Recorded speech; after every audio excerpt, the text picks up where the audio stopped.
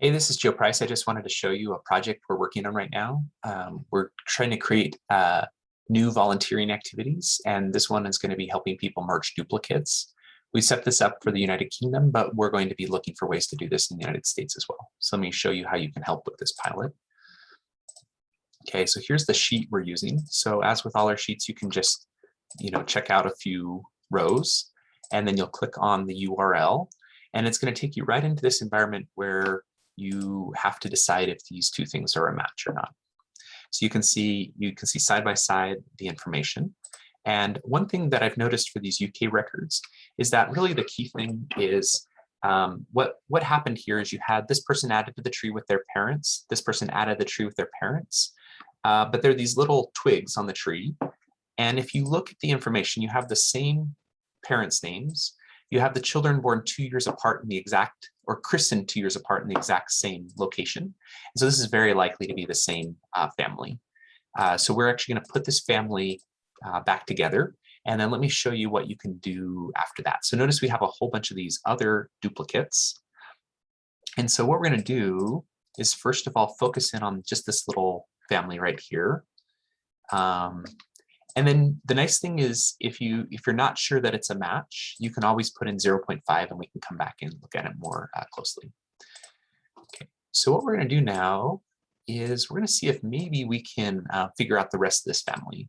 So one thing that can be helpful is start with one of the kids that has a lot of good information. And if you can find them in a census, that can be really helpful to figure out what the rest of the family looks like.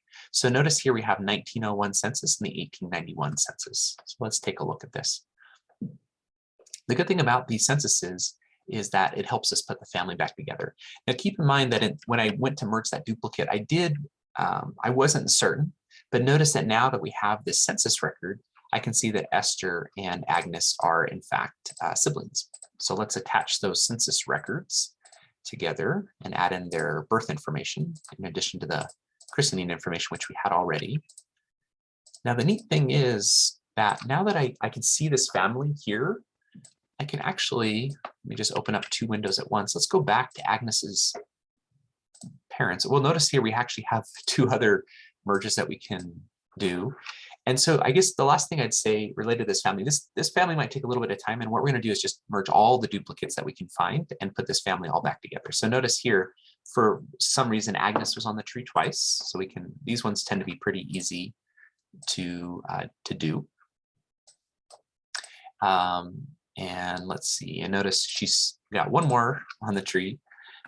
And so by doing all this merging, we're going to basically make the tree cleaner, more connected, just a better experience when people come and use it.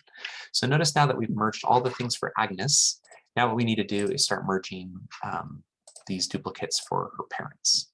Now this is where having this family over here is going to be helpful, because now in this case, I'm merging a Thomas where Agnes is already the daughter. But as I do some of these duplicates, I might come across Annie or Thomas or Harry, the other kids in this family. And just to put some context, some of these families that I've worked on, I've merged up to 30 merges. But the really neat thing is at the end, you have a really nice looking family.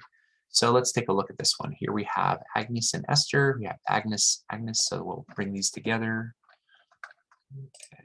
And the other thing that's really helpful in the UK records is we often get the birth cities, and those can be really helpful in knowing that we're working with the same family. So again, here you can see Esther.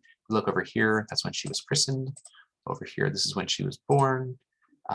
This is probably an approximate birth year, which is why it's a little bit after the christening, which would be odd.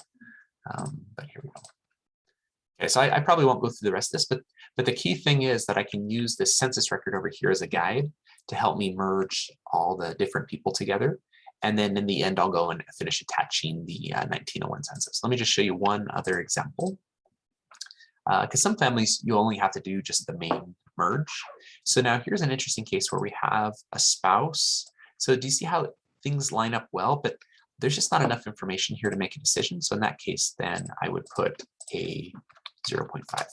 And I'm just going to leave my note, more dupes to do, just so I don't, like if after this video I forget to do those, I can always come back. So let's try one other. So again, here we have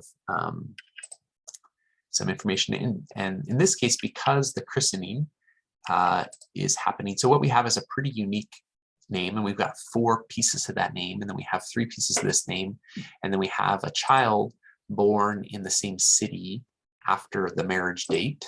All of this points to this being a good match.